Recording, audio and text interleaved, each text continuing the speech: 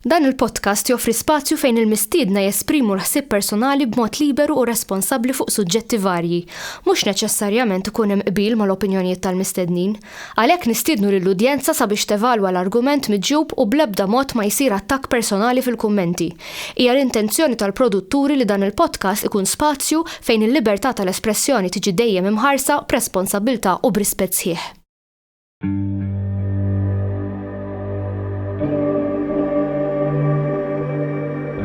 Perhaps we need some outside universal threat to make us recognize this common bound.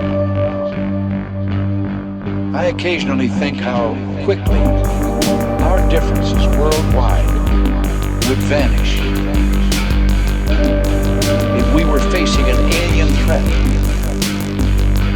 from outside this world. Grazzi tal-inqattu magħna. Illum magħna għandna il-professur Joseph Borch. Grazzi tal-istedina. Ħanajdu 4 kelmiet, diġà għadna ftit kliem mhux ħażin barra.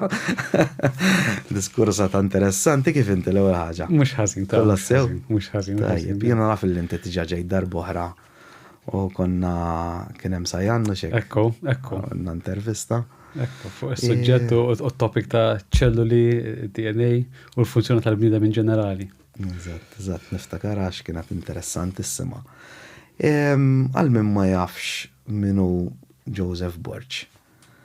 Inti x'tagħmel eżattament, x'inhu huwa xogħolok u x'inhu huwa l-expertise tiegħek? Mela, l-erja tiegħi hija biomedical science, ġifieri dik ix-xjenza, dik is-sezzjoni ta' xjenza fej nirriċerkaw kif jaħdem il-bniedem mill-aspett ta' mediċina, is-saħħa, sew fil-kuntest normali, kif ukoll fil-kuntest ta' mart. X'inti aħna nemmnu jew nafu x'vera li kultant biex tifhem kif jaħdem bniedem normali, trid tara wkoll mill-aspett ta' mart biex tkun tista' tikkompara tnejn flimkien u hemmhekk tkun tista' toħroġ dawk l-affarijiet li huma essenzjali u importanti li hopefully tista' wkoll jew toħloq mediċini, kura, jew ittaffi l-ġieħ kif taqbattejt u il-mart li jkun hemm. Ġdik hija l-erja tiegħi biomedical science. L-erja hija wiesa ħafna. Kif tgħid x'inhuma is-segments ta' din l-erja, naħseb hemm 5 prinċipali kbar jekk nista' nsemmihom. X'għandek l-erja tad-demm, il-hematology, magħha coagulation ukoll, fejn ti qed tistudja u qed tara ċ-ċelluli tad-demm u t-tipi differenti, ċelluli bojot, ċelluli homor u oħrajn in between. Għandek l-erja tal-biokimika, l-biochemistry, fejn ti qed tara l-ilma tad-demm, il-likwid tad-demm u qed tara jnaf jekk hux hemm proteini, l-hormoni, kif jiffunzjonaw il-kliwi, il-fwiet u diversi organi oħrajn. Għandek l-erja tal-microbiology, li magħha tiġbor ukoll il-viroloġija u l-mycology, so l-istudju tal-viruses, tal-bakterja, daw ssibhom kullimkien, inkluż fuqna, ġofina u kullimkien. U kif nafu aħna wkoll ikkawżaw ċertu mart ukoll. Għandek l-erja wkoll tal-immunology u blood transfusion science, fejn inti meta għandek nies li morjatu d-demm, meta inti tagħti d-demm, dak id-demm jingħata lill-pazjenti. Però mhux jaqbad jingħata kif ġiġi. Jiġu jittestjar, titara li d-demm ikun jaqbel u hemm riċerka u xjenza kollha liha. U bagħad hemm erja oħra importanti dak li ngħidula l-pathology jew l-histology. Fejn inti meta jkun hemm jinnaf każijiet ta' kanser jew tumuri, meta dak jitneħħa mill-kirurgu dak mhux jintrema ma jintbagħat fil-laboratorju, ħalli iċ-ċelluli tat-tumur jiġu testjati, hemm xjenza sħiħa kif dan jiġi proċessat, jiġi sliced, naraw taħt il-mikroskopju, u mbagħad iċ-ċelluli l-ħżina, il-kanser, it-tumur.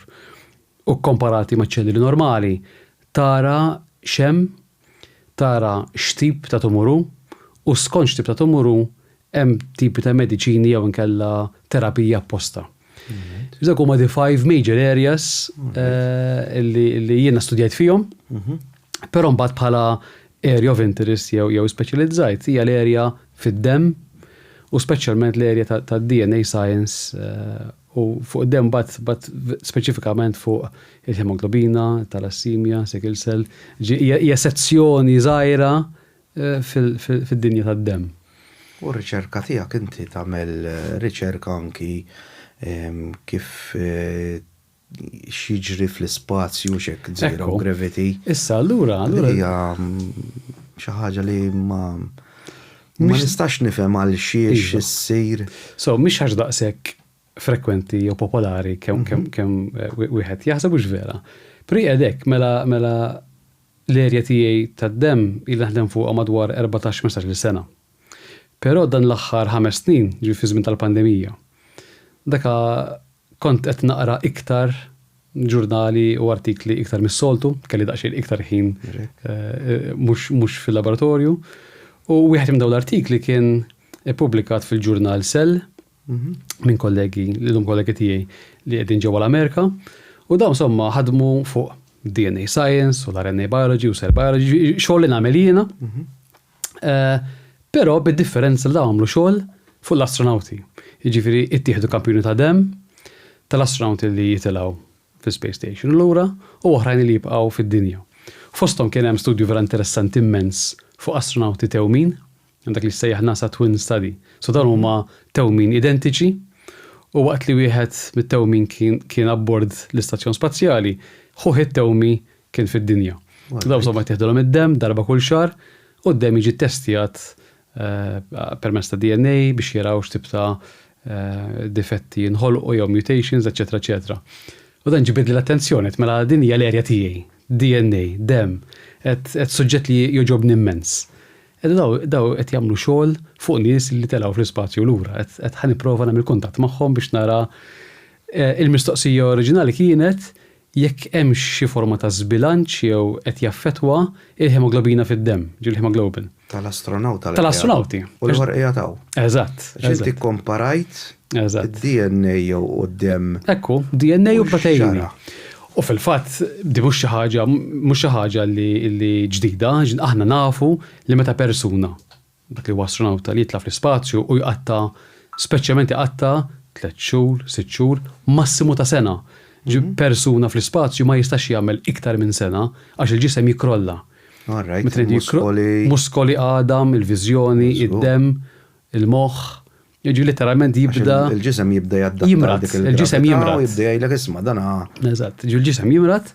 Imma jimrat għax jekk jiġi fid-dinja jew jekk jibqa' hemmhekk. Jekk jibqa' hemmhekk. Jekk jibqa' hemmhekk. Meta inti mbagħad l-astronauta jew l-bniedem jiġi lura fid-dinja, ħajjiġi f'qagħda pjuttost kritika u marit, però bil-kura li jingħata u konvalescenza ġvera jerġa' jirkupra u jerġa' jiġi normali. Issa fil-livell ta' DNA u proteini u RNA, meta l-bniedem qiegħed fil-spazju jibda jinbidel. Għandek ġiex mekkaniżmi importanti, għandek it-tibdil li jibda b'mod immedjat għax il-ġisem ikun qisu ħaxok. Jkollok ħafna proteini u mekkaniżmi li huma stress response. Ġinti tafda waħda ġisem fil-li kellek very high G-force sakemm bir-rocket dan tela fl-ispazju taf kif, ma f'daqqa waħda spiċċa dan zero gravity. Allura ħafna genes, ħafna proteini li aħna għalina huma importanti fid-dinja biex inti żżomm il-ġisem kif inhu. Taf daqqa waħda il-ġisem jinduna li jisu m'għandux bżonnhom. Allura għalhekk l-astronauti u n-nies fl-ispazju hemm timetable rigoruża sħiħa li daw kemm jista' jkun jipprovaw mhux jirreplikaw ma jipprovaw jagħmlu ċertu xogħol biex iżommu il-muskoli, il-muscle l-għada biex iżommu ħaddej kif huwa simili fid-dinja. Għax jagħmlu daw kuljum 4 sigħat kuljum. Inti għandek forma ta' training, hemm forma ta' gym, fejn inti għandek ġiri tgħid ma tiġri kif se tiġri fil-microgravity. Hemm gyms apposta, hemm eżatt mod kif jintrabtu. U inti għandek 4 sigħat kuljum training biex inti il-bniedem ma jitlifx il-kapaċità l-muskolu l-għadam għax jekk inti ma tagħmilx dawn l-affarijiet ibatu ħafna. Qed nitkellem fuq astronauti li qattaw xhur sħaħ massimu ta' sena. Dan l-aħħar esplużjoni ta' nies li xorta jistgħu jsejħu astronauti jew nkella Space Tourists ukoll. Però jaqattaw 3 ijiem, 5 ijiem.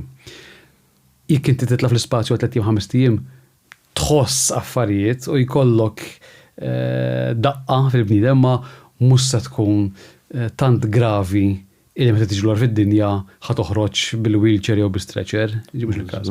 Forsi ma ġieli rajna, forsi n-nies ġieli raw, daw in-nies li qattaw 6 xhur jew sena, meta jinżlu lura diffiċli ħafna biex jimxu. Jixxieħu iktar. Dik ukoll birux kien dik l-istorja ta' NASA u Boeing, le?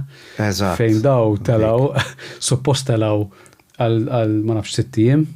U qattaw xi 9 xhur. Kważi l-massimu ta' kemm tista' tqatta fl-ispazju u fil-fatt deret fuqhom. Żgur meta rajthom issu għaddew 9 snin minn fuq, speċjalment il-mara. Ekku. Il-mara xjaħet.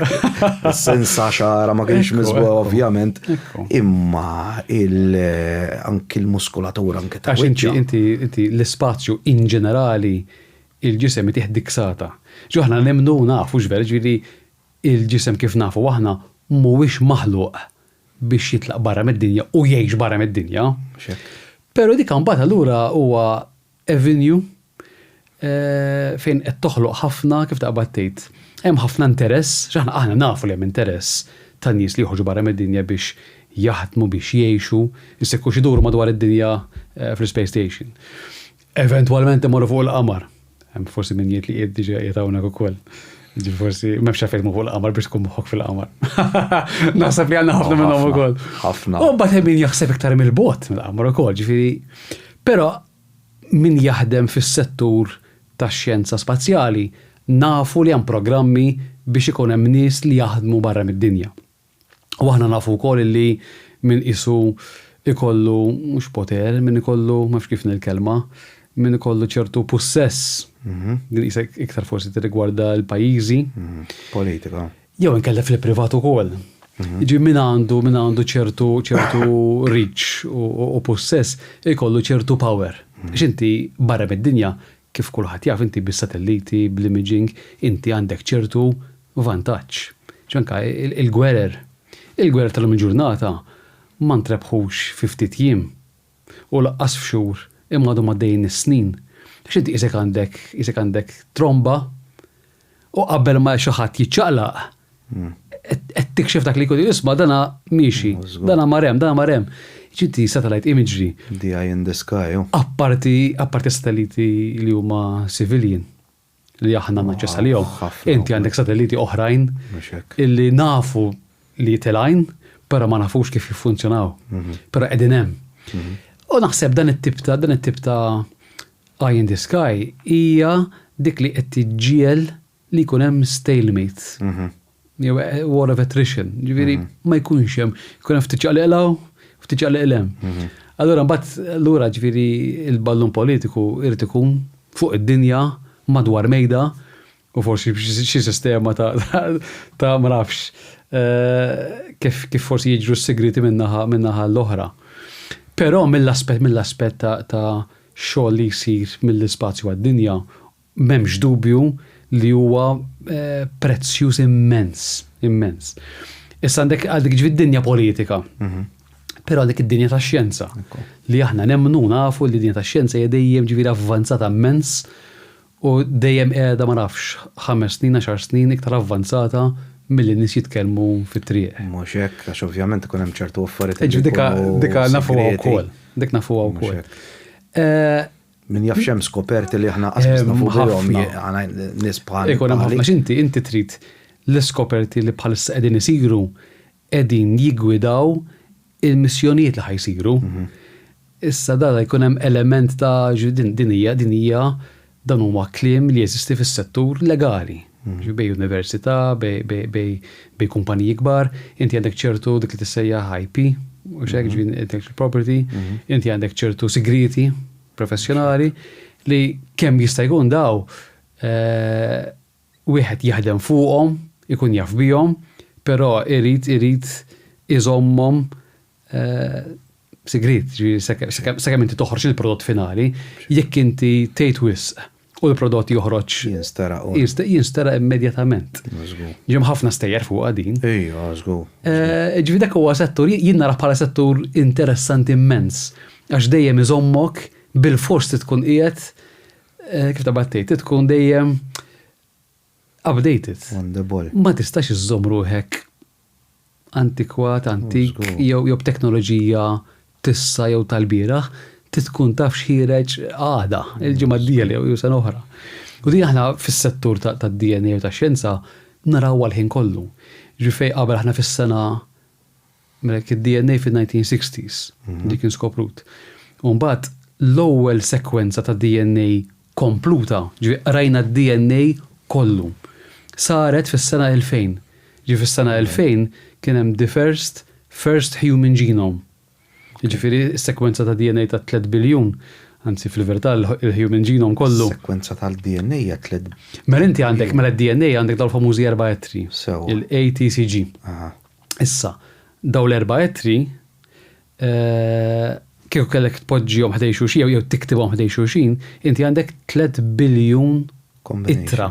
Mhux komuni ittra. Ġifieri ATCAAGA, jekk tpoġġihom ħdej xulxin, għandek 3 biljun minnhom. Par, huma per. Kif għandek naħa, għandek 3 biljun li huwa il-par liħor. Dawk jinsabu ġo ċellula waħda tal-bniedem. Issa l-bniedem magħmul minn madwar 30 triljun ċellula. Ġifieri l-ammont ta' informazzjoni li aħna għandna huwa inkredibbli. Programm tal-computer. Ġifieri għalhekk dik li tagħmel għalija personali u forsi n-nies li ħadmu miegħi li jekk tagħmel ix-xogħol interessanti.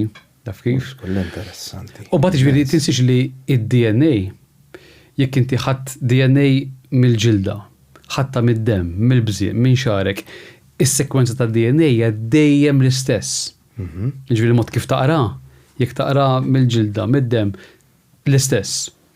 Però kif tiġi espressa, l-expression ta' DNA, dik li mbagħad tissejjaħ l-RNA li huwa intermedjarju. Inti m'għandekx bżonn l-espressjoni ta' DNA tal-hemoglobina tad-demm, m'għandekx bżonna fil-ġilda, m'għandekx bżonna fil-bżieq jew fil-fwiet, għandek bżonna fid-demm biss. Mer inti avolja d-DNA tinsab l-istess kull imkien, l-switches ta' on u off huma differenti kull imkien. Allura meta inti tieħu il-ġilda, id-demm, parti innaf mill-organi, mill-ġisem, jekk inti tħares lejn l-RNA, l-espressjoni, hemm ċertu espressjoni li ssiba u oħrajn le. U mbagħad ġifieri meta l-RNA huwa espress, l-aħħar stage huwa il-proteina, il-protein. X'inti għandek id-DNA li jagħmel l-RNA u l-RNA jagħmel proteina. Dik hija dogma tal-biology jew tal-molecular biology. Ġifieri pereżempju, nagħmlu mod sib DNA sewwa naf sar crime. Inti tista' tkun taf dak id-DNA mill-liema parti tal-ġisem? Mela. Per eżempju, naf ġilda. Fimtek xettajt, le. Hemm modi oħra. Ma tistax tinduna mid-DNA jekk inti sibt likwidu mal-art li kapaċi jkun demm jew xi ħaġa oħra, dak il-likwidu ma tagħmilx DNA testing fuqu for a crime, for a scene of crime, tagħmel dak li jsejjaħ forma ta' mass spectrometry jew protein analysis. Għax inti huwa l-RNA u l-proteina li jidentifikalek minn fejn hu ġej. Fimta? Id-DNA huwa l-istess kull imkien, però RNA u proteina jgħidlek eżatt minn fejn ġej dak it-tixu, dak il-likwidu, u mbagħad għandek il-parti l-oħra ġivinti irid ikollok u mbagħad vera il-question marks min huma il-kriminali ħnejtek li trid tikkompara jew tqabbel magħhom. Jekk mhux lilhom jista' jkun biex tikkomparaħħa. Jista' jkollok inkella nies li huma tal-familja, familjari.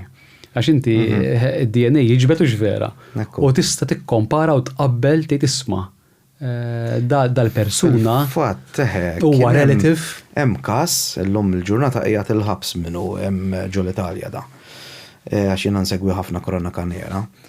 Daka kien hemm tifla ta' ma nafx kemm kellha żmien, kienu qatluha, sabuha ġo ħalqa, Jara Gambirazio forsi ġiel smajt biha. Dana sabu DNA, traċċi ta' DNA fuq il-ħwejjeġ tagħha.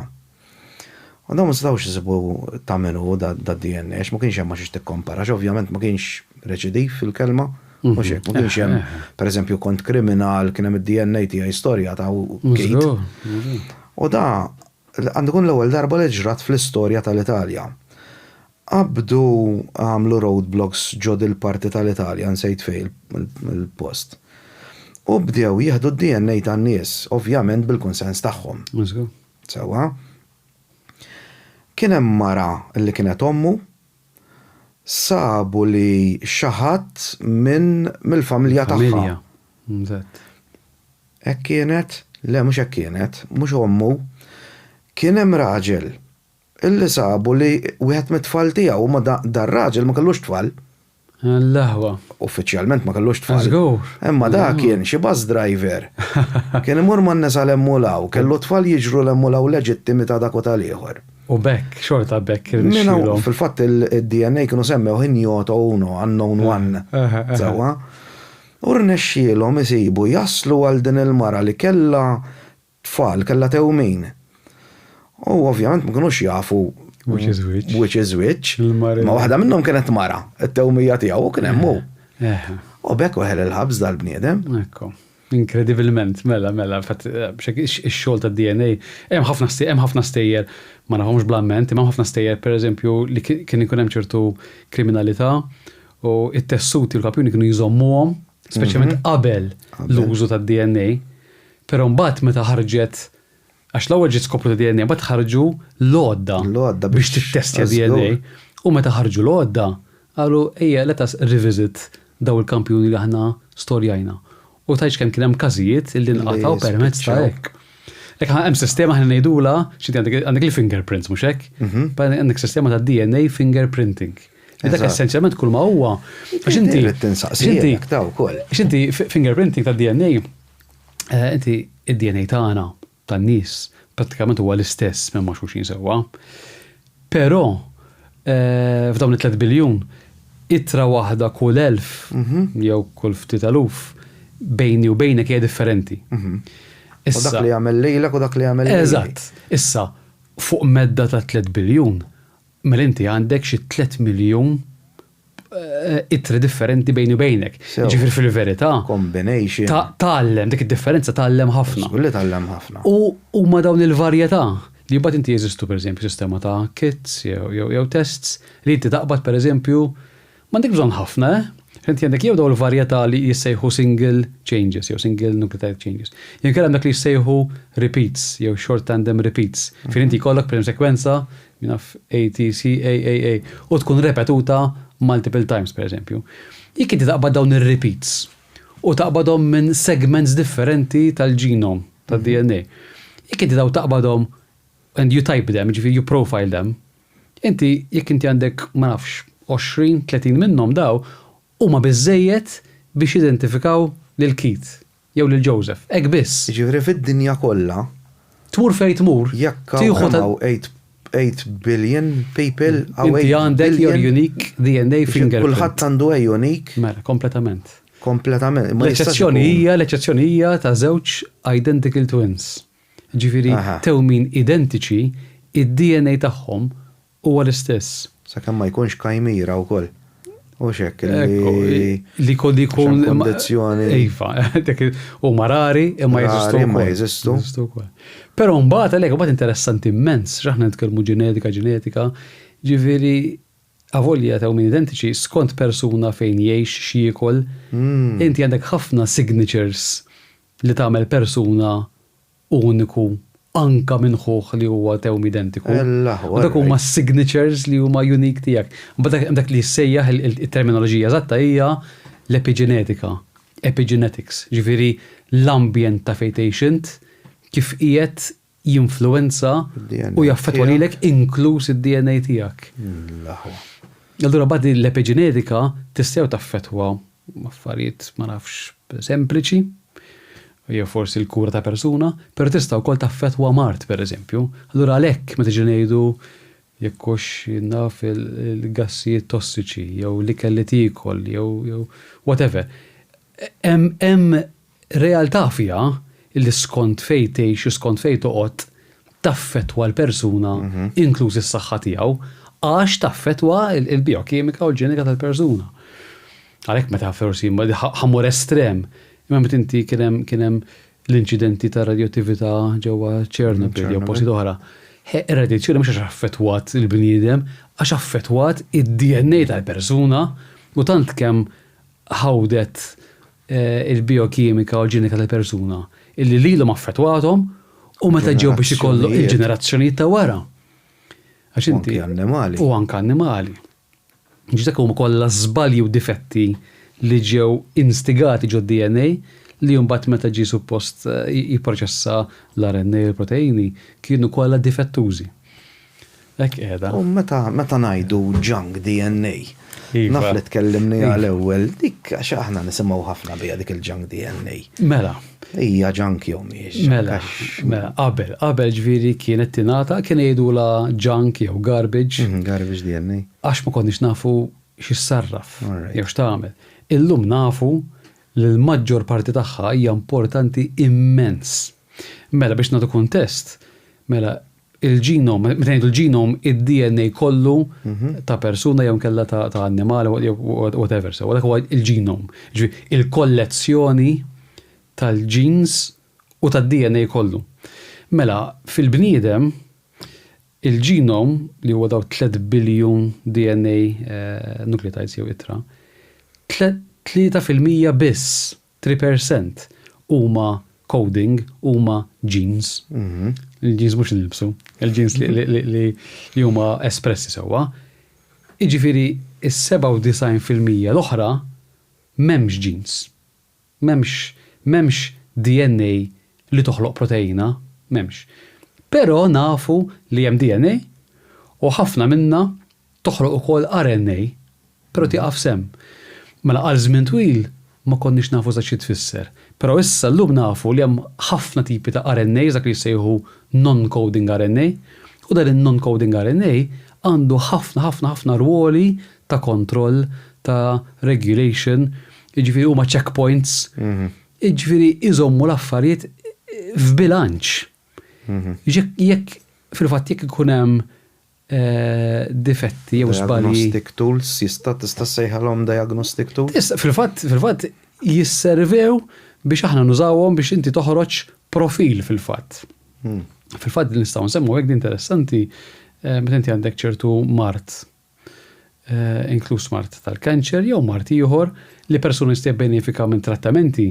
Inti mhux one size fits all, pers li aħna għandna DNA tagħna differenti minn ta' xulxin.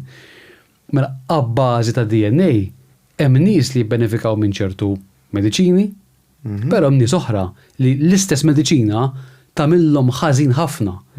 Tant li tista' toqtolhom. Pal-penicillin pereżempju. Pal-penicillin. Jien toqtolni l-penicillin. Ġifieri hemm ċertu allerġiji dik hija embedded. Għaliex pereżempju jiena allerġiku għall-penicillin? Għax inti għandek ċertu sew embedded fid-DNA bħala code. U ġifieri il-moment li inti tieħu il-penicillin bħala antibiotic, il-ġisem jarafa bħala xi ħaġa foreign u tagħmel infjammazzjoni jew tagħmel reazzjoni qawwija ħafna tant li toħloq xokk fil-bniedem. Kważi kont ħammut jien. Ġifieri jekk dik tiġri darba. U t-tieni darba tkun arja jew tmiddek. Fatt it-tabib qal li għax jien qatt ma nieħu mediċini, jiena xejn ma nieħu xejn. Darba minnhom il-qatt bit-tubrax il-qatt il-ħanek u fjammali u kont qiegħed ma' xi ħadd ġifieri fil-mediċina u qalli huwa Augmentin. Jiena tlatlu x'inhu għatlu Augmentin. Qalli qabel miegħek il-penicillin għatlu ma nafx qatt ma ħadd mediċina. Ġid l-ewwel darba. Qalli kif jista' jkun, qalli dak iż-żmien kont diġà kbir ġifieri llum għandi 48. Qalli kif jista' jkun. Għatlu qatt ma ħadd mediċina jien. U għalli ċekja għalli rak inti allerġiku għal-penicillin, għalli fil-kas għalli hu l-Augmentin mort id-dar jien saqsejd il-mara, u l-mara għalt li għandi l-Augmentin, bat waħda twajta fħalli, Għazaddaw 5 minuti, ġejt isnibat Spencerek. Marelli. Għajnejja, ek. Allerġija kbira di. Għal-biza, mbatt tani l-EpiPen, niftakaraw għalli t-tini darba, għalli t-istotlok. Mela, xinti mbagħad il-ġisem ikun liħaq rabba ċertu antibodies jew reazzjoniet illi jekk jerġi taqa' magħha tiġi kar. Tifla wkoll bħali. Tiġi kar. Ara l-mara le, amma jiena u t-tifla jwa. Ġi jista' jkun forsi għax it-tifla tiegħi hemm element ta' ereditaġġ u l-ġenetika hemm ġifieri il-predispożizzjoni li inti tkun allerġiku hija xi ħaġa ġenetika wkoll li tintiret. All right. Ekkeda. U mbagħad hemm ukoll ġifieri dit ta' profil isir għal mart ieħor. Ġifieri mhux bil-fors allerġiji, ma pereżempju tintuża biex inti jekk ċertu ċelluli għandhom espressjoni ta' proteina, jekk għandhom dik il-proteina, mela taf biċ-ċert li ħatati mediċina A, jew B, taf li ħatoqtolhom. All right. Però jekk il-proteina, jekk iċ-ċelluli m'għandhomx l-proteina, daw ma espressjoni li jkun f'ċelluli, jista' jkun ċelluli tat-tumur pereżempju, li jkollhom cell markers fuq barra tagħhom. Jkunu overexpress pereżempju. Mekk inti m'għandekx minnhom daw. Tista' mhux iddum tagħti kemm tagħti mediċina għax mhijiex se taqbad magħhom, tattakkhom u toqtolhom, fimta? Din diġà hija xi ħaġa li tintuża llum il-ġurnata sew f'Malta u barra minn Malta biex inti tkun taf eżatt skont il-ġenetika tal-persuna tista' tagħti l-kura. So ovvjament mhux kollox ikun 100%. Hemm ukoll modi nafu bihom illi minkejja li tista' taħdem u taħdem tajjeb ħafna għal ammont ta' żmien il-mediċina, hemm tendenza li l-ġisem u ċ-ċelluli l-ħżina, inkluż tumuri, jindunaw inċ qed tagħmel, il-mediċina qed tagħmel u jiżviluppaw mod to bypass. Għandhom intelligenza allura daw. Issa ma nafx tisseħħeġ intelligenza, però hemm modi kif iċ-ċelluli mhux jippruvaw irabbu rezistenza li survive. Mela allura huma sentient allura. Ekko, they want to remain alive. Mhux bħal virus, għax virus mhux ħajju hekk. Issa virus hija xi ħaġa interessanti immens illi hekk mhuwiex waħdu virus mhuwiex ħaj u ma jirreplikax. Sewwa. Però jinqeda il-moment li jinfetta mikrobu jew ċelluli tan-nies jew ta' annimali, il-moment li jirnexxielu jidħol, u mbagħad hemmhekk jisraq il-makkinarju taċ-ċellula u juża l-makkinarju taċ-ċelluli biex jirreplika d-DNA jew l-RNA tiegħu. Fatt aħna meta kien jista' nagħmlu il-PCR biex tara il-COVID. Inti tagħmel il-PCR biex taqra id-DNA tal-virus. Tal-virus. Dik huwa vera sempliċi immens. Id-DNA tiegħu huwa sempliċi immens.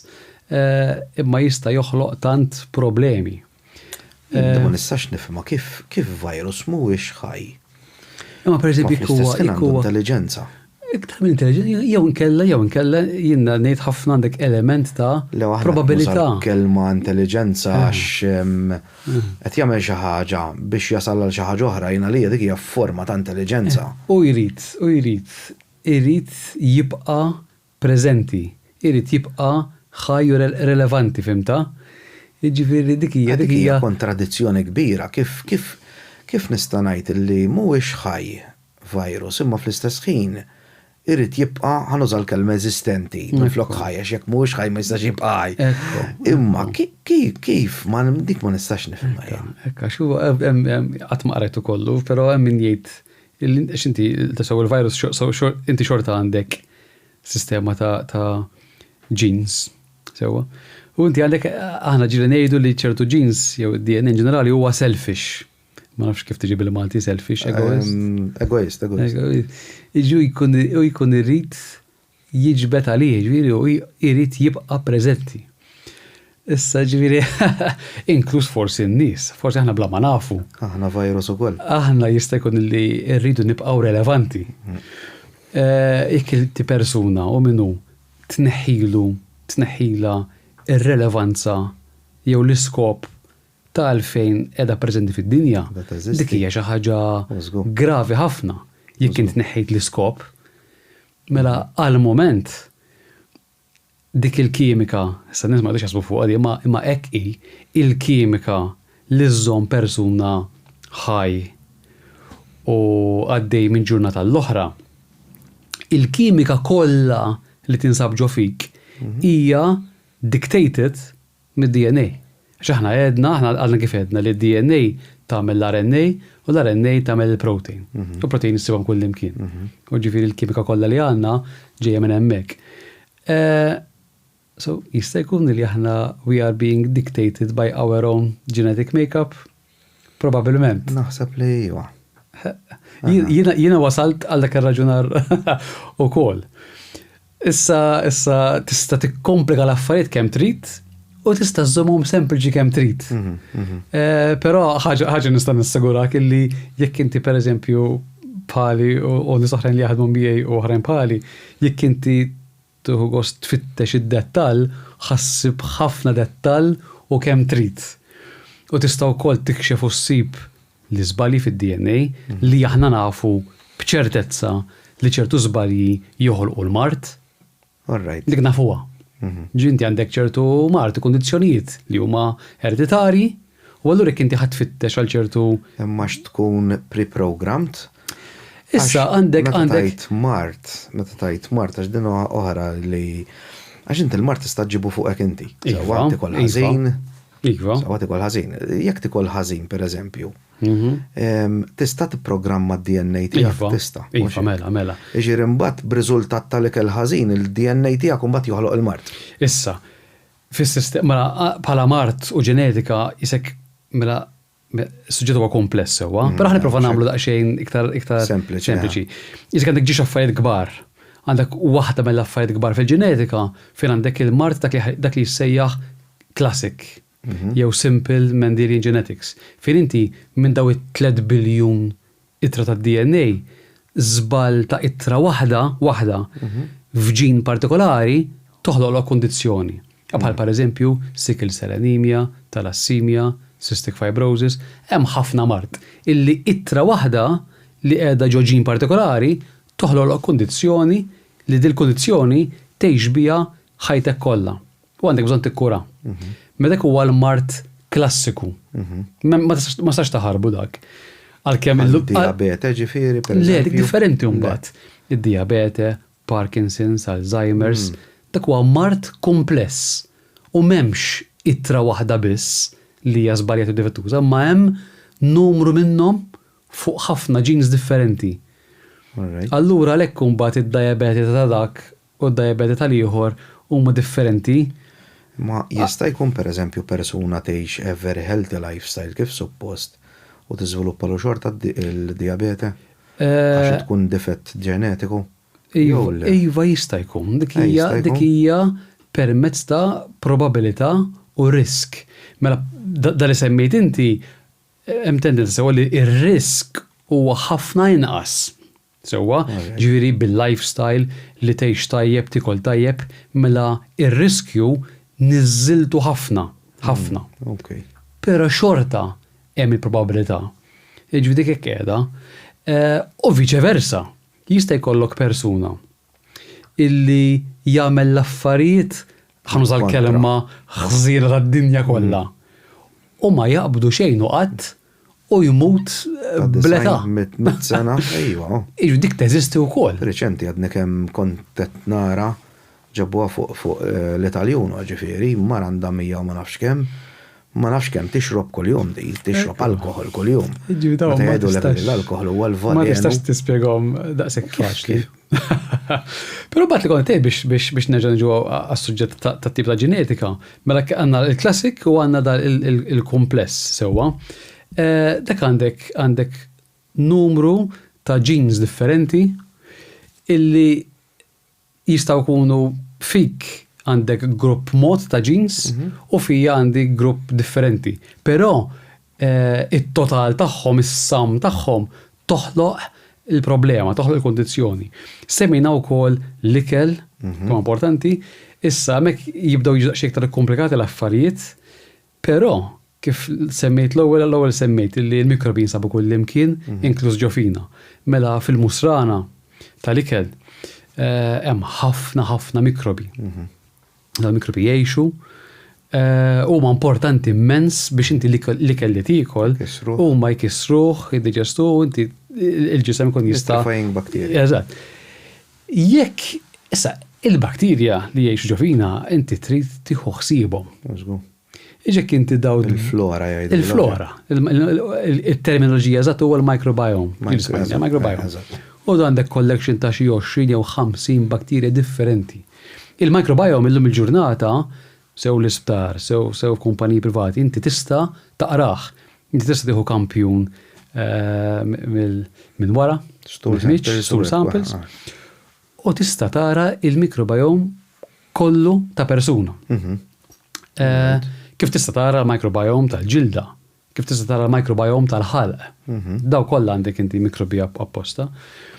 Issa, jekk inti ma tuħux ħsieb lill-microbiome ta' ġismek, jekk inti tagħtih ikel mhux sew, jekk inti forsi tieħu ma nafx forsi l-konsum eċċessiv ta' alkohol jew ikel ħażin li fih il-pestiċidi pereżempju, bel inti m'intix qed tieħu ħsieb il-microbiome tiegħek, u allura il-digestion, il-mod ta' kif itkissru l-ikel ġol musrana, mhux se tkun daqstant tajba jew effiċenti daqsta persuna li jħossib il-microbiome, u fil-fatt nafu li jinħolqu ċertu mart. Jiġifieri ċertu mart li jiżviluppaw matul iż-żmien, hemm ċans, hemm tendenza li minħabba dil-biċċa xogħol ta' inti skont x'tikol mhux tikol f'darba jew f'ġimgħa jew f'xahar, imma jekk inti id-dieta għal żmien twil mhijiex xi waħda tajba, ma tistax tippretendi li ħadqum xi ġurnata fil-futur u ħadkun l-iktar bniedem b'saħħtek. Naħseb li s-soċjetà wkoll għall-mittna niklu ħażin ukoll fl-istess ħin. Iva wkoll naħseb jien, ġifieri aħna llum il-ġurnata għal dal-aħħar numru ta' snin dbedna minn żmien fejn qabel konna forsi neħdu kost nikkultivaw l-ikel fil-ħamrija, l-ħaxix u forsi fl-ambjent naturali. Sinti għandek kollox ippakkeġġjat, kollox streamer. Għandek l-idea ta' mass production għandek l-idea tal-kummerċ. Ġifieri darba kont rajt xi ħaġa, ma nafx ovvjament jiena ħanajda b'mod sempliċi. Li pereżempju aħna meta nieklu qamħ, korn, u jkun GMO. Vera li qed tara qamħa, u mhumiex il-qamħa d-DNA tagħha mhuwiex il-qamħa naturali fil-verità. Allura inti meta tikollha l-ġisem xi jagħmel, issa jigsaw puzzle. U ma jaqbilx eżattament 100% magħha, allura jkun hemm dak il-sil jekk tkun allerġiku għal qed ngħid sew jew. Mela, ara. Semmi affarijiet. Qabel xejn semmejt is-siljek, dik hija kondizzjoni importanti immens li sfortunatament persuni jieħu ikel bil-qamħ u l-ħobs u l-ħaġin tagħmillu ħafna ħsara. U allura jekk inti dak il-persuna jelimina il-gluten, il-qamħ, jgħix normali u ma jkollux problemi. Għadna ma wasalniex fi żmien sfortunatament illi timmodifika l-qamħ biex il-nies bissielik xorta jistgħu jieklu l-ħaġin u l-pasta u jieħdu gost, bħalissa għandna ikel li huwa gluten free. Ġifieri ikel li m'għandux il-gluten. U dik hija proteina. Rigward il-GMO, isir ħafna kliem, ma naħsibx di opinjoni tiegħi personali, ma naħsibx li l-ikel GMO per se joħloq problema jew ħsara fil-persuna. Però dbeżżani ftit li inti għandek prodott wieħed u għamilt mass production tiegħu li huwa l-istess ġenetika eżatt. Inti hemmhekk qisek il-gene pool, il-gene pool tfajta kollha fuq xkaffa waħda, fuq basket wieħed. U dik hemm tendenza mhux da issa kan żewġ ċaħwa, qed ikollhom it-tfal, jibqa' jkollhom it-tfal, jibqa' jkollhom għax hekk. Ekki. nitkellmu fuq il-bniedem. Din meta ġieli ġrat, mhijiex frekwenti fl-annimali daqskemm hija fil-prodotti veġetarji. Però meta ġieli saru attentati fl-annimali, issir ikollok naf għandek baqar li dejjem jagħtu l-aqwa ħalib. Għatit melejna ara ħanipprova nagħx nagħmel u dinna dejjem nagħmel cloning fl-annimali mhux daqshekk frekwenti u mhux faċli u ta' spiża kbira. Però ġieli kien hemm attentati. Perek xi ħaġa tmur ħażin fil-GMO u fl-annimal, ikollok ġifieri rebus sħiħu. Ġiti kollok ikkoġġet marħazin u dinna spiċċat b'difett li naf ikollhom problemi fis-saqajn pereżempju, ikollok problemi li l-aging jew il-mart jiżviluppa ħafna iktar malajr. Mela inti belitti jekk inti minn dik ħloqt. Jekk inti ħloqt tant 10 jew 100 annimal kollha bl-istess pattern. Id-difett minn wieħed ħriġtu f'kollox. Jikberhom mbagħad. Ukoll. Diġi li narawha, diġi li saru studji f'nies, f'popolazzjonijiet, speċjalment fi gżejjer, jew anke f'ċertu pajjiżi fej il-familji l-imbreżu f'ċertu irħula ma jħorġux. Meta jkun hemm ċertu mart ġenetiku, it-traits it-tajbin jibqgħu. Imma kemm it-traits u difetti ħajibqgħu wkoll jew jiġu war. Dik nafu war imma mbagħad għax imbagħad. Għax jekk inti il-ġenetika, inti tinsix aħna prodott tal-missieru tal-om. Issa, ħanna mela sempliċi. Jekk il-missieru l-om, jekk xi ħadd minnhom għandu difett fil-ġenetika, u l-ieħor le, jew l-oħra le, mela inti l-iktar li jista' jkollok, jew tiġi tixbaħ wieħed mill-ġenitur li għandu difett, jew le. Jew tista' tkun fortunati biżejjed illi ħadd il-ġenetika it-tajba tal-ġenitur li xorta għandu difett, imma ħadd il-parti tajba. U ħadd il-parti tajba tal-ġenitur ieħor, u allura spiċċajt tixbaħ il-ġenitur li m'għandux difett. Li m'għandux id-difett. In-nofs ta' wieħed u n-nofs. Eżatt, il-ġen dejjem nofs u nofs. Però tibda żżid issa. Jekk inti il-ġenituri tiegħek it-tnejn li huma għandhom difett. Mela f'daqqa waħda żidt iċ-ċans għal 50% illi ħatkun xi ħadd bħalhom żgur bil-fors. U għandek ċans żgħir. Kull ħażin ta' tnej. Eżatt, li tiġi għar. Għadik hija s-sistema ta' kif il-ġenetika, il-genetic pool inqas ma tkun varjetà, imma għandek ħafna l-istess, ħażid iċ-ċans illi ħanżor kelma difett, tista' tuża l-kelma DNA mutation jew change li ħatamela iktar prominenti. U hekk taħdem, iktar ma għandek minnhom, semma dal-persuna. Isa defense mechanism, in-natura stessa għamlet defense mechanism biex xi darba teqret. Iva. Fadem ċertu mart li huwa hekk ukoll. Self-destruction. Ekki. Issa allura il-bniedem kultant sidem ħafna etika, mhux se nidħol fiha. Hija xi ħaġa li wieħed jista' jitkellem fuqha mingħajr biża'. Jiġifieri peress li il-bniedem skopra il-mediċini, skopra terapiji. Enti aħna kemm jista' jkun, aħna malmin li persuna u marit tipprova tfejqu. Idealment tipprova tikkuraħ biex ma jkollux il-marda, imma jekk ma nixlekx tikkuraħ, tfejqu jew tagħti terapija tal-mediċina biex iżommu titrattaħ il-kelma. Treatment, eżatt. U dik żommu għal żmien. For the longevity of his life. Eżatt. Imma dik fiha nnifisha diġà qed turik illi il-persuna ħanuża l-kelma jinterferixxi man-natura normali. Ekku. Kieku m'hemmx mediċini. Dal-persuna kif ħajadatta? Ħajmut wara ġimgħa, ħajmut wara xahar, jista' jkun li dak il-bniedem li ma ħax mediċina kapaċi l-ġisem stess jirreparaħ. Nafu jekk fittex, nafu li tiġri.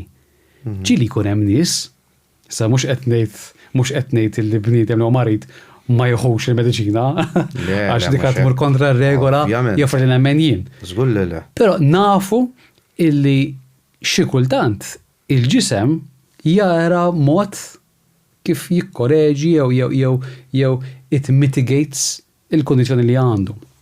Ġifieri nagħti forsi naf ġiex eżempji, hemm nies li forsi jkunu jibatu bid-dem jkollhom nuqqas kbir ta' dem, aħna nafu li suppost dawn nies tittieħu bil-fors boros tad-dem biex terġa' tolli il-livell ta' hemoglobina. Però hemm ċertu nies illi għandhom difett fid-dem, mhux se jkun difett tant qawwi li bil-forsi l-isptar, però għandhom difett illi id-dem tagħhom daw ikun baxx.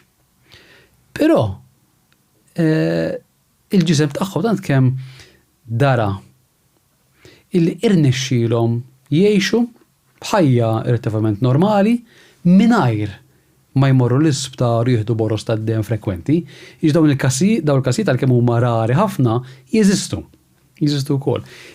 Dak fihom infishom dawn it-tip ta' każijiet lilna jalmuna wkoll. X'aħna nippruvaw ngħidu dawn il-każijiet illi minkejja mhux bil-fors tittihom it-terapija. Kif qegħdin jirnexxielhom jadattaw, jgħixu, x'nistgħu nitalmu minnhom. Ġifieri xi kultant xi jkun hemm x'intervent hemm il-bniedem x'irnexxielu jagħmel il-ġisem biex jirriparaħħa xi ħaġa bħal dik kif. Għax hawn jgħidlek miraklu. Iktar il-kelma miraklu għax hija xi ngħidlek titfa' taħt il-kappa. Miraklu ġeneralment nirriservawha għal dawk il-każijiet fejn m'hemmx spjegazzjoni. M'hemm spjegazzjoni. U hemm minnhom. Issa ovvjament m'hemmx spjegazzjoni għax aħna ma nistax nispjegaw, mhux għax m'hemmx. Mhux jekk it's an unknown science. Issa dik wasbeta x-xjenza mhijiex magħrufa kollha.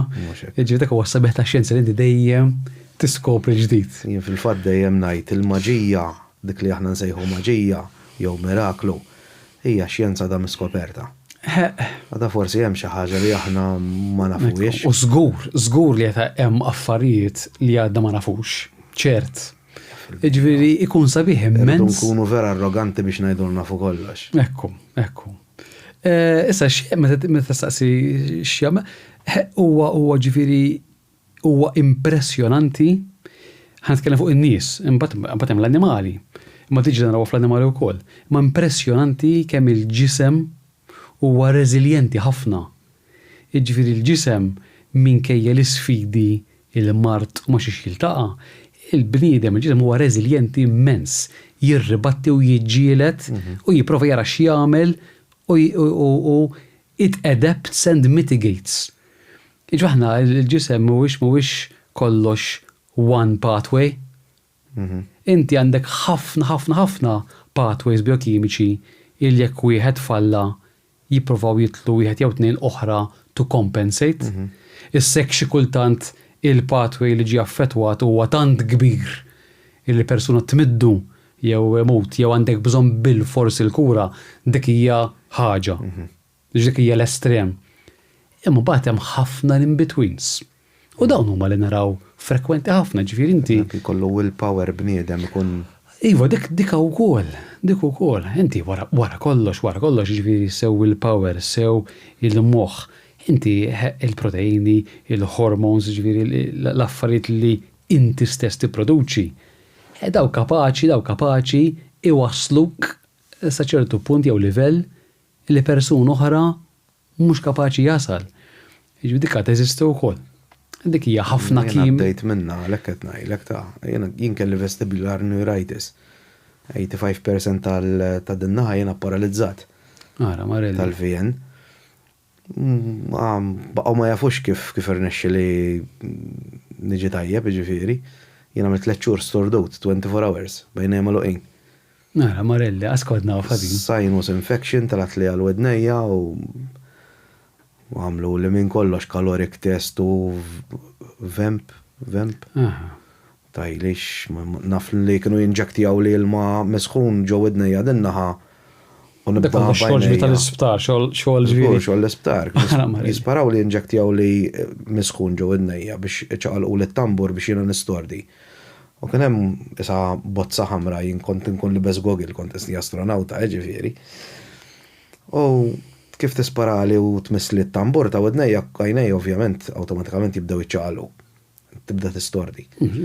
Jisparaw li minnaħa l-oħra u għajnejja ma jċaqalux. Niftakar kienet tajli minn tiżgur mhix ħaġa li nista' nikkontrolla. Stordament, mistax toqgħod hekk u tajt mhux qed nistordi. Ma baqgħu ma kinux jafu minn xiex. Willpower u l-willpower li kelli jien għattattin irid infiq. 3 xhur fis-sodda jien ma stajt inqum bel-qiegħda. Marellix biċċa xogħol. U la naqra ktieb la nara television ma stajt nagħmel xejn letteralment. Inkredibbli. Ġifieri nemmen li jeħel bniedem tant huwa kapaċi.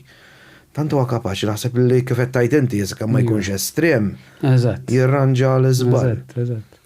So din id-dinja tal-biokimika DNA ġif naħseb qed tinduna għalfejn jiena personali taġobni.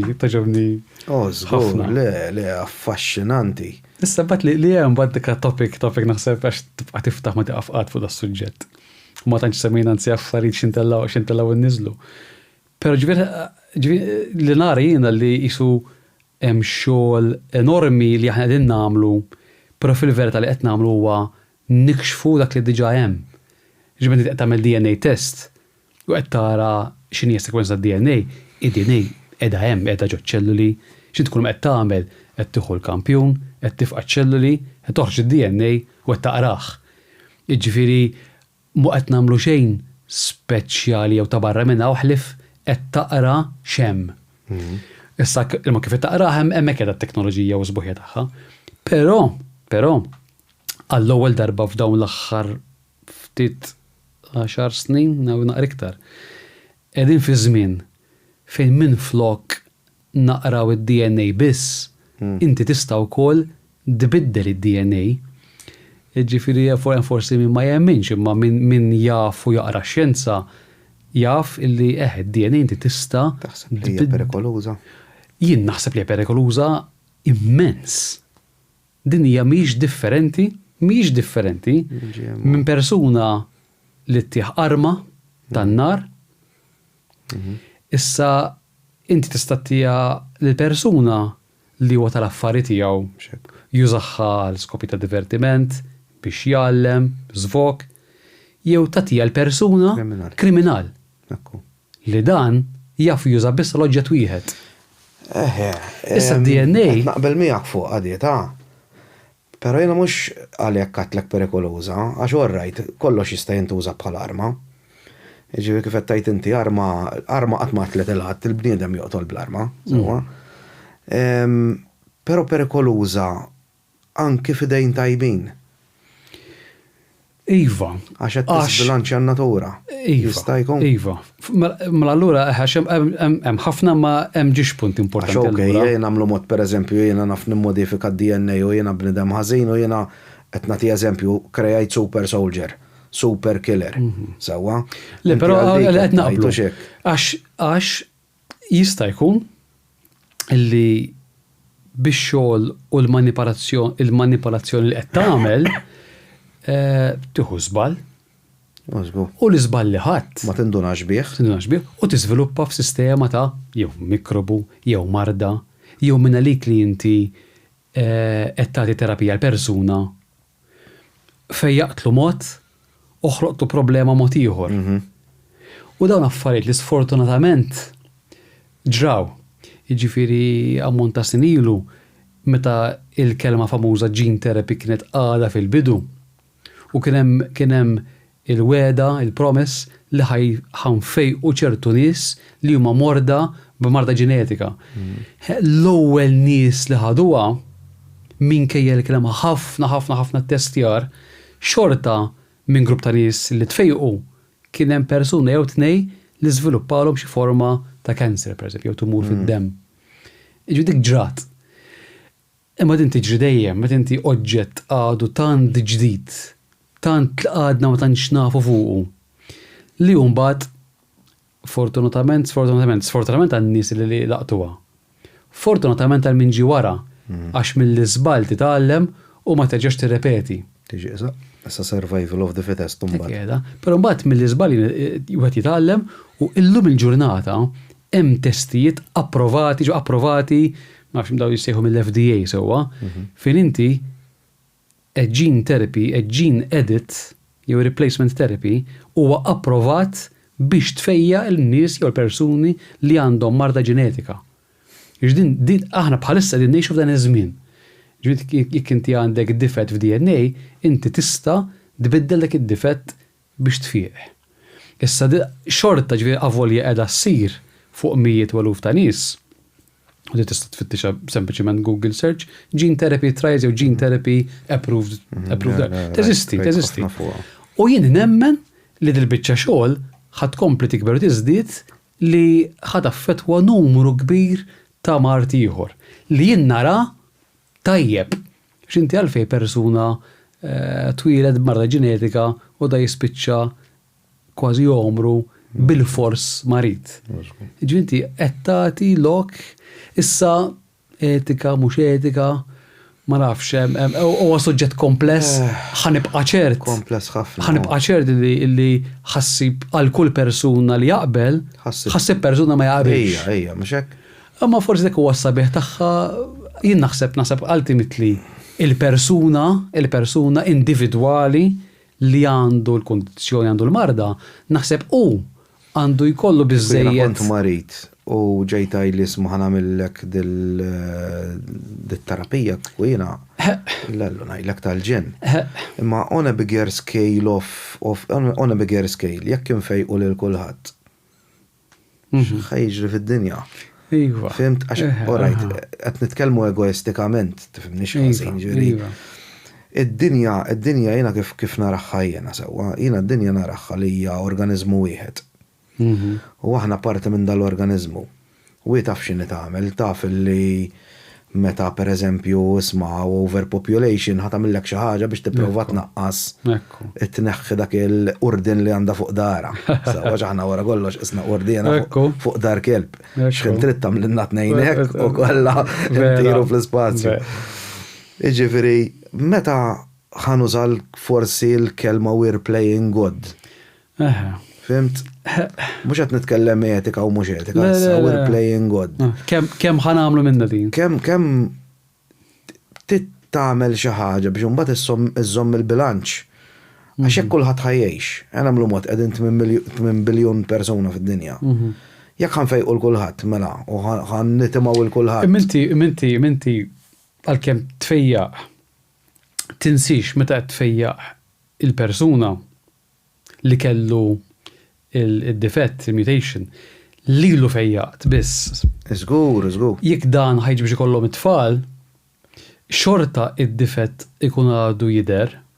X'inti għandek il-germ cells, is-sex cells biex tfal saru qabel jew anke tfal saru wara. Ġifiek inti rranġajtlu d-DNA u mbagħad kellu tfal wara li rranġajtlu d-DNA. Imma jekk ħajkollu tfal, xorta se jkollhom id-difett. Għax inti, ovvjament skolġ tip ta' therapy u genetic jeżisti, però jekk inti qed tittargetja l-persuna li għandu genetic abnormality, inti ħad affettwalu dak li jsejħu is-somatic cells tiegħu, jinaf jekux fid-demm jew inkella f'xi organu partikolari, so inti fejjaqt a specific area in the body. Sewwa, il-germ cells, is-sex cells jekk inti ħajkollok it-tfal, dawk xorta qegħdin iġorru. Qed iġorru d-DNA tal-kumplament tal-ġisem. Eżatt. L-ħwa. Ġifieri it-terapija li bħalissa qegħdin noħolqu teżisti qed tfejjaq lill-persuna. All right. Għalhekk hija interessanti. Sabiħa, kellu bżonn. Allura l-idea xabba martu li tista' tfejqu. Ekku. Kemm tneħħi sofferenza mid-dinja li jasra. Suġġett ma tiqaf qatt titkellem fuq dan. Vera, impressive, il-laħwa. Programm tal-kompjuter, eżek iħħekjajt sistema, jienek naraħħa, ethical hacking, il-lint iħħekjajt u ranġajt. Pifatek. Allora l-istudju tijak li jett isir fl-spazju bħal-issa, daġ dika u koll nishtiq il-missuna fuqa. So, il-xol tijaj fl-spazju fuq id-dem, mela li qed nittargetjaw hekk li nies u l-astronauti li jmorru fl-ispazju u jqattaw żmien hemmhekk, daw jiġu anemic. Ġifieri id-dem tagħhom jitbaxxa Jitbaxxa. u jkollhom nuqqas ta' dem. Mela hemm bżonn nifhmu x'qed jiġri biex they mitigate the space anemia. Biex idealment ma jbatux bid-dem. Ma dik waħda. Allura irdu nifhmu kif qed tiġri din. U nifhmuha billi l-astronauti qabel ma jitilgħu fl-ispazju nieħdulhom id-dem, nġibuhom fil-laboratorji tagħna, meta dawn qegħdin fl-ispazju huma jieħdu d-dem periodikament fl-space station u mbagħad jippakkeġġjawh u jibgħatu ħlura fid-dinja meta r-rocket jitlaw jinżel. Fl-space station ikollhom fej jieħdu. Mela, d-dmija mela. Jieħdu jew jagħtu żomma mhux qed. No, jieħdu d-dem, jieħdu d-dem. Joħorġu d-dem tagħhom. Eżatt. Joħorġu d-dem tagħhom. Eżatt. Jgħidax jagħtu ħlilna. Alright. Dik interessanti actually. Sissa da żmien kollu li hemm astronauti fl-ispazju dal-aħħar 20 sena m'hemmx riserva ta' dem fl-ispazju ħalkien għala inċident jingħata d-dem ma teżistix. Nadik xi ħaġa li naħsbu u naħdmu fuqha wkoll. Fil-ledina jien naħseb ħafna fuq dil-biċċa xogħol għax jekk in-next step tal-bniedem huwa biex nagħmlu population ġo Mars pereżempju naf li hija l-ħolma ġdida ta' Elon Musk u hekk. Nagħmlu mod qegħdin 20 mir-ruħ u hemm tabib, hemm iktar minn tabib wieħed hemm 10 tobba. Imma dan ma naħsibx li fuq Mars inta ħattella sptar sħiħ u ħajkollok kollox. Jida jekk jiena waħed minn dawn l-astronauti li qiegħed fuq Mars u jiġri li xi ħaġa. Hemm modi. Pereżempju xi ħaġa interessanti immens li qiegħda ssir bħalissa fid-dinja. U jien nemmen ċertu testjar għalhekk isiru wkoll. Imma pereżempju l-idea ta' robotic surgery. Fin inti għandek pazjent l-Italja u forsi għandu bżonn intervent speċjali immens illi l-aqwa tabib jinsab il-Ġapan. U dat tabib ma jistax imur l-Italja, ma jistax. Jemela virtuali, ġinti għandek sistema ta' robotika u qed jaħdem il-Ġapan u qed jaħdem fuq persuna fl-Italja. Ġdin hija inġinerija u bioloġija u ġvera u mediċina inkredibbli. Jien nemmen jkun hemm xi ħaġa simili. Fejn inti daw l-20 mir-ruħ jew mitruħ lejn fuq Mars, jekk xi ħaġa kbira tiġri li hemm bżonn intervent ta' xi ħadd mid-dinja, hemm mod. Għax da jista' jweġġa'. Mhux ovvja. Mela. Qegħdin nitkellmu fuq pjaniet jien ma nafx kif ma semmejt xi ħaġa oħra inti is-signal li tibgħat mid-dinja l-Mars għandek xi 18 minuta. 18 minutes, eżatt. Ġifieri il-komand li għamel hawn idhom 18 minuta biex jasal. Dik qatt ma stajt nifhimha jien dik pereżempju meta fis-69 ċemplu minn fuq il-qamar u kellmu lill-President fuq it-telefon dik qatt ma stajt nifhimha. Jiena dik kienet question mark kbira kux vera telgħu fuq il-qamar jew le. Nemmen li telgħu fuq il-qamar ta' tifhimniex ħażin milux kombinazzjoni l-podcast ta' qabel da. 3 sekondi għandek ta' fuq il-qamar ma. 3 sekondi għandek fuq il-qamar. Yes, dik iktar. 3 sekondi biss, all right. Għax niftakar meta kien ċempel. L-qamar għalaw ħafna penniku għax inti ifhimha biex nifuq qabel ma n-nies telgħu fuq il-qamar. Issa missjoni oħra fuq il-qamar, ħamu s-darbit telgħu fuq il-qamar. Artemis 2, dik aħjar Artemis 2. Dik ħankunu parteċipi fija meta ġifieri l-astronauti iduru mal-qamar jiġu lura. Mhux s-darbit kien hemm missjoni. L-Apollo żewġ intik il-11, 12, it-13 ma niżlux. 13 le? 14, 15, 16, 17. 6. Mela. U issa hemm l-ħsieb li jarġgħu jitilgħu. Iva mela. Artemis 2 raħ tiġri fil-bidu tas-sena d-dieħla dawra madwar il-qamar lura. U Artemis 3 jinżlu. Taħseb li nitilgħu fuq Mars? Mela, ċert. Ċert li nitilgħu. ċert. Naraw aħna żgur. Naraw aħna ġifieri in our lifetime. Mela. Il-laħwa. Aħna nitkellmu regolari ma' l-Aġenziji Spazjali saw il-ħsieb xem. Nafuħ. Bardak. Mela. Kieku per eżempju jitla xaħat fuq il-qamar fuq Mars. Da jitla permanenti ġifieri jew ikun jista' jerġa' jinżel lura. Mela, il-ħsieb huwa li jmorru u jiġu inizjalment. Jistgħu Iva, jista'. Però bl-informazzjoni li għandna bħalissa min ħajmela din, min ħajmur fuq Mars huwa riskjus immens. Ġifieri bħala bioloġija. Allura iktar hemm ċans fattibbli li jintbagħtu sew esperimenti u sew dawn famużi rovers ġa hemm. Mhux għam tlieta, no? U diġà qegħdin naraw daw Tlieta ma tnejn ta' Musk. functioning. U hemm dawn ishom nies droids. Droids, aha. U daw kunu b'saħħithom daw jerfgħu. Jiġifieri ibqa' ċert illi fi żmien qarib ħatara numru ta' starships jew starships ġumma ta' SpaceX, bad hemm forsi sistemi oħrajn illi jinżlu, illi jkun hemm l-esperimenti ġo fihom u li jkun hemm droids li dawn għandhom bżonn arja. La għandhom bżonn ikel. Ma droids mhux li jiena ngħid li jkun hemm bniedem. Issa, imma ħanejtek għal importanti. Bej rover u droid ix-xejn differenti. Bid-differenza kif konna aħna in-nies li telqu mill-Ewropa marru l-Amerika u sabu is-siġar u l-ġebel u tħaffer u tibni. Min qed ngħid bl-intelligenza tal-ġurnata tibgħat l-starships u l-materjal. Tibgħat id-droids, tibgħat il-ħaddiema. Jippreparaw. Jagħmlu lek ċertu xogħol.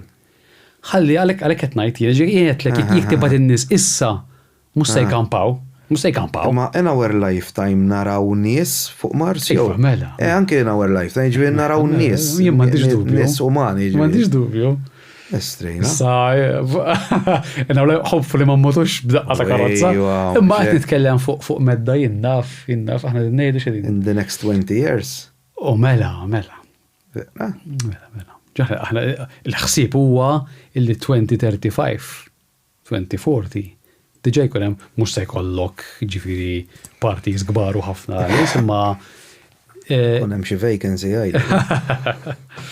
Le, jkun hemm sistema, l-ewwel jkun sistema ta' esplorazzjoni u expeditions kif għamlu n-nies meta marru l-Antarktika u l-Arktika u telaw fuq il-muntanji u telaw Mount Everest, żaw ikunu expeditions. Fimta?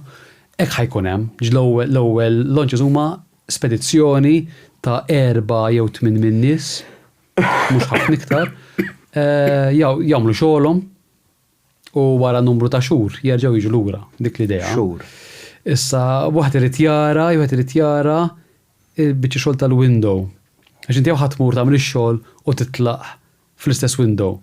Għax jekk inti titlef il-window inti Mars kull sentejn. U żgur il-rotation tagħha mela. Allura jekk inti tippjana tajjeb għandek traġit mid-dinja l-Mars ta' 6 xhur. Ġifieri inti 6 xhur huwa l-vjaġġ. Madonna. Ġek għan għodin nejdu li ġisem. Sijat flajt taqtali għal-għara. Dik 6 xhur. Imma beta hemm ħafna esperimenti, ħafna tests, hemm biċċi per eżempju tislow ħafna l-metabolizmu jew li traqqat il-bniedem. Hemm ħafna mhux bil-fors cryogenics, anke li jkun forsi sistema ta' koma, hibernation. Hemm ħafna tests li tista' jagħmel. Għadina hekk fid-dinja tax-xjenza u bioloġija hemm ħafna kif taqbad tgħid. Hemm ħafna modelli li jekk esperimenta. Żgur il-laħu. Però bat l-idea tal-esperimenti li tibgħat inti tant kemm iġġib riżultati lura li tiggwida u tagħti lok biex minn vera ħajmur Mars ikun jista' jmur avżat u orba. Isek qed tibgħat persuna jew qed tibgħatu b'xejn u bla informazzjoni bla mappa. Jew kellha qed tibgħat per isma' inti ħadd tmur u inti tittieħu daw miegħek u meta tasal hemm tittieħu din qed tibgħatu gwidat. Dik hija l-idea. X'inhu huwa l-iskop imma li kieku jkollna nitilgħu fuq Mars, nagħmlu għad nitilgħu fuq Mars in the next 10 years. X'inhu huwa the ultimate scope biex we populate Mars biex nagħmlu a new home? Naħseb l-iskop huma diversi ta'. Għandek sezzjonijiet ta' nies illi l-idea tagħhom żgur hija sempliċiment għat-trill biss. Għat-trill, exploration, biss. Għandek oħrajn naħseb jiena lan aħħari tad-dinja jew ta' grupp ta' nies hija li jmorru Mars u jibqgħu hemm.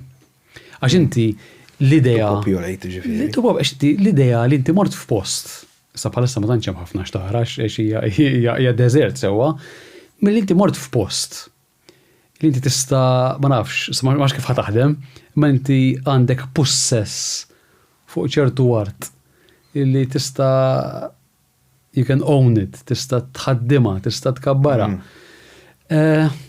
Dika qed tagħti ċertu ma nafx vantaġġi qed tagħti ċertu again nerġa' naqa' fuq il-kliem fuq poter ta' ftit nies li jkunu jridu.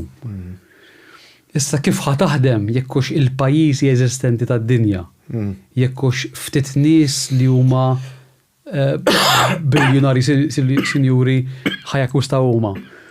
Jiġifieri wieħed għad irid jara kif ħadd iżvolġi. Ġifieri flok tal-limna mill-iżbalji tad-dinja. Dinja oħra u ħanarġgħu nagħmlu l-istess żbalji ġifieri. Issa dak ħajkun it-test. Dak it-test. Il-test huwa ħammurru fuq il-qamar fuq Mars u ħanġibuhom eżatt l-istess bħad-dinja. Mela. Jew inkella min ħajmur. Għax inti mhux faċli tmur, mhux faċli. Jista' jkun li minn ħajmur hemmhekk hemm ċertu ring fencing illi b'dawn it-tali rules and regulations. Ma mbagħad ngħid jien rules tkun qiegħed hemmhekk. I mean, fimt. Tkun qiegħed hemmhekk u mbagħad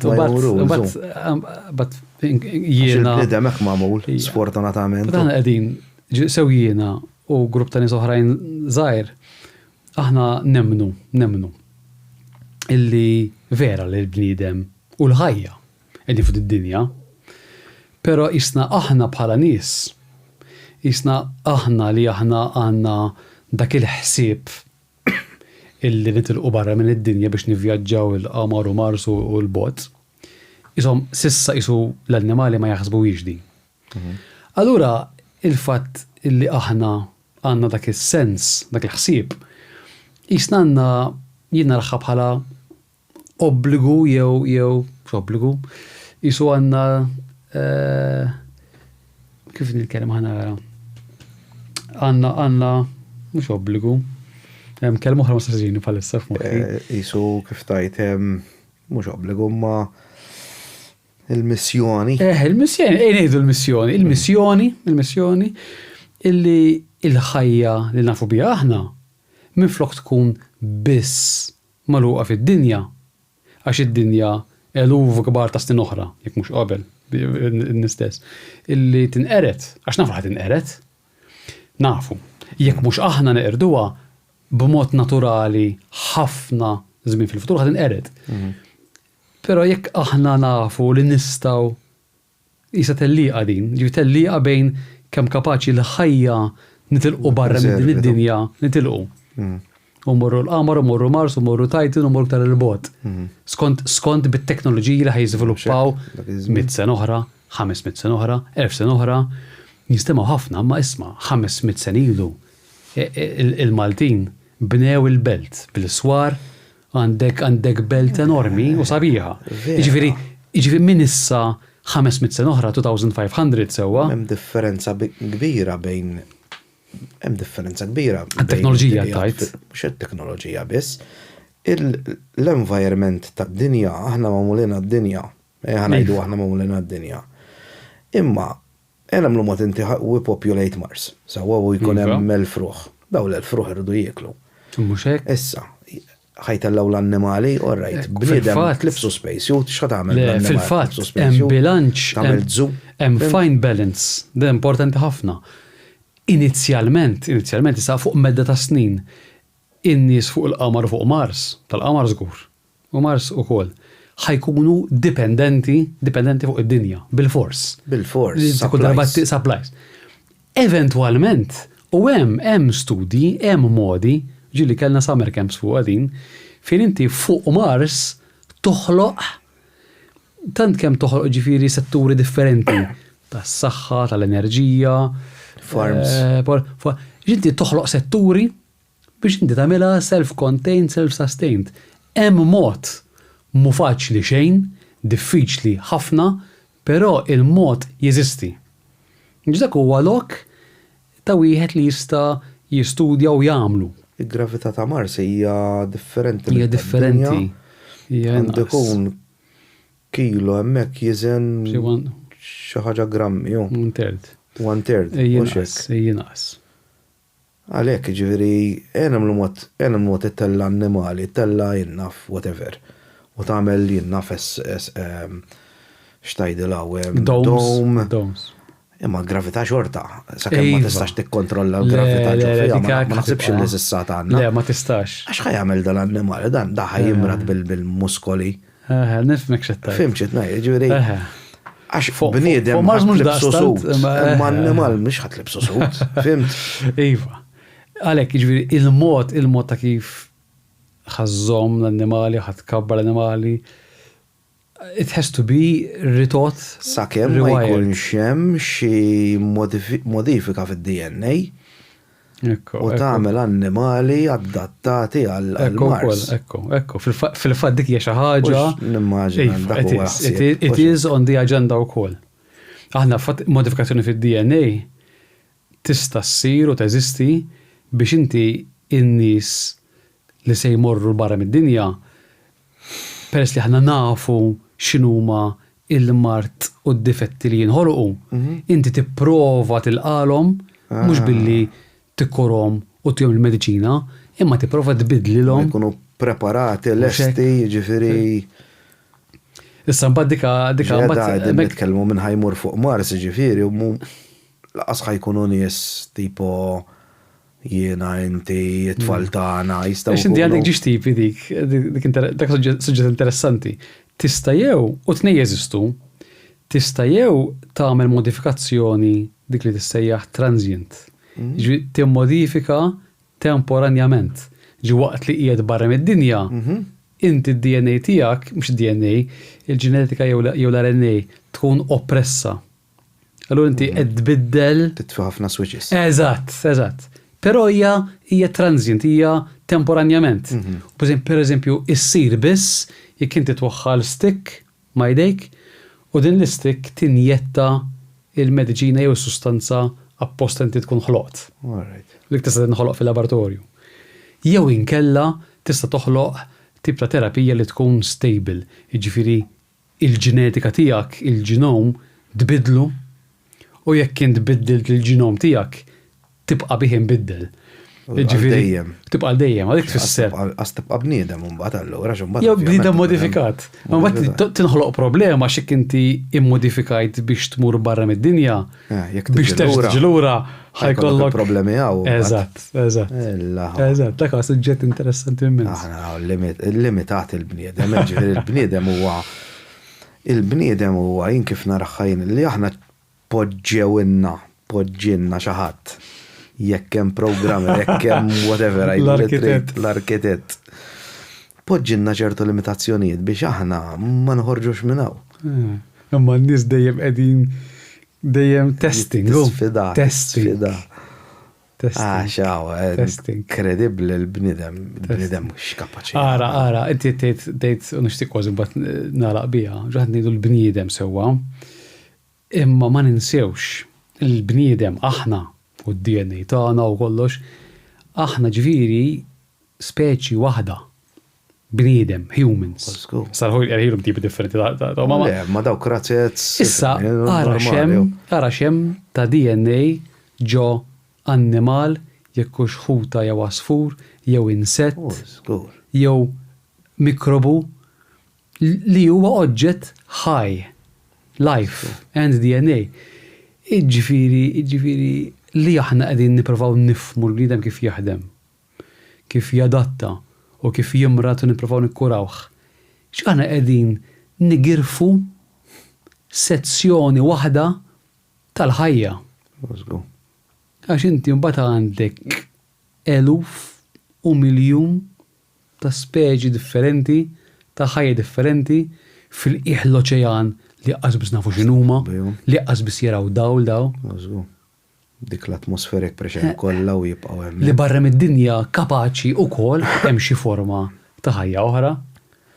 M'għandix dubju li. Min jaf kif dik taħdem. Żgur. Jiġifieri. Taħseb li hemm ħajja intelligenti bħal tagħna f'dinjiet oħra? Mela.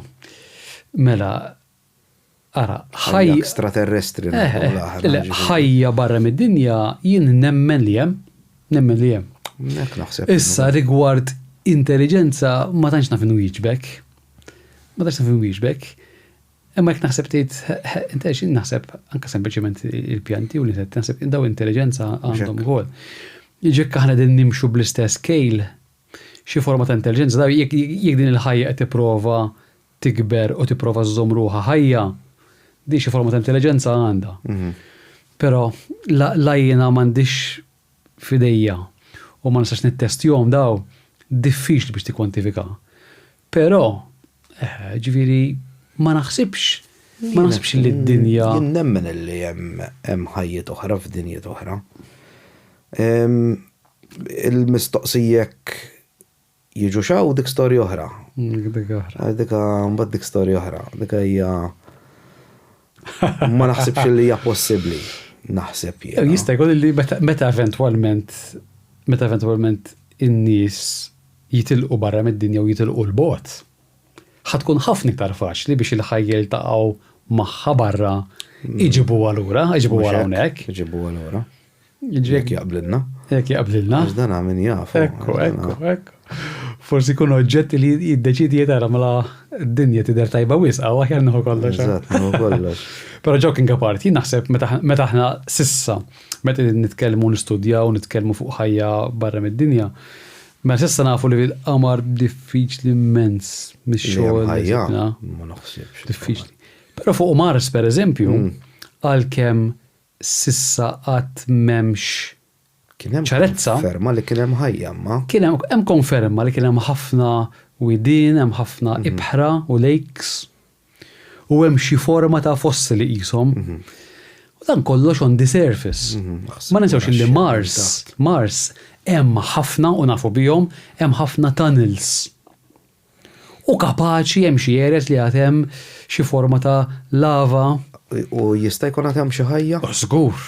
Hemm il-ħajja żgur. Jista' jkun. Għax inti taħt Mars hemm kundizzjonijiet illi kapaċi hemm il-ħajja. Aħjar minn Mars. Titan, no. Hemm Titan. Baħar kollu. Dak hemm il-lakes tal-200. 200 ħajja. Aqwa minn Titan hemm il-qamar ta' Enceladus, hemm Europa. Dan huma qamura fejn il-qoxra hija kollha silġ, ice. Ġewwa huma kollha ibħra, baħar. U se fejn fin huwa baħar li inkluż għandu salt, ġmiela. Huwa warm, mhuwiex ilma illi mhux kompatibbli ma' ħajja. Issa x'tib ta' ħajja wieħed jista' jsib ma nafux. Imma l-ambjent iħalli il-ħajja tkun preżenti u tikber qiegħed hemm. Issa dawn huma l-boġi ma sax jiena naqbad il-karozza mmur. Noħu kampjun. Ma nittesa ma tistax. Dawn huma kollha ħsibijiet, ipotezi, teoriji. Però maħniex qegħdin ħafna il-bot biex nittestjawhom biktar ċertezza. I mean, il-progress li għamil il-bniedem fi żmien fin-1900s u min-1950s u mbagħad l-Industrial Revolution u issa bil-famuża AI u il-progress. Il-progress huwa fenomenali u min jafx se jiġri 5 snin oħra, 10 snin oħra. Jiġifieri li aħna nittestjaw nissampiljaw oġġetti ta' ħajja barra mid-dinja ħatkun ħafna iktar faċli minn issa u minn 10 snin ilu. Taħseb li Mars xi darba miljuni jekk mhux biljuni ta' snin ilu kien hemm xi ħajja. Iva, ta' naħseb darba ġili rajt ritratti jew images ta' kif kienet Mars li jgħidu kienet kif tidher isa d-dinja issa. U bad bej l-atmosfera, bej isa il-kor ma bax. Jew il-pols shift jew binja. Issa ħna ġvera bħala dinja ara kemm rinexxielu ninżlu flayers u naraw evidenza ta' ħajja. Issa ġveri issa fuq Mars għadna ir-rovers li hemm.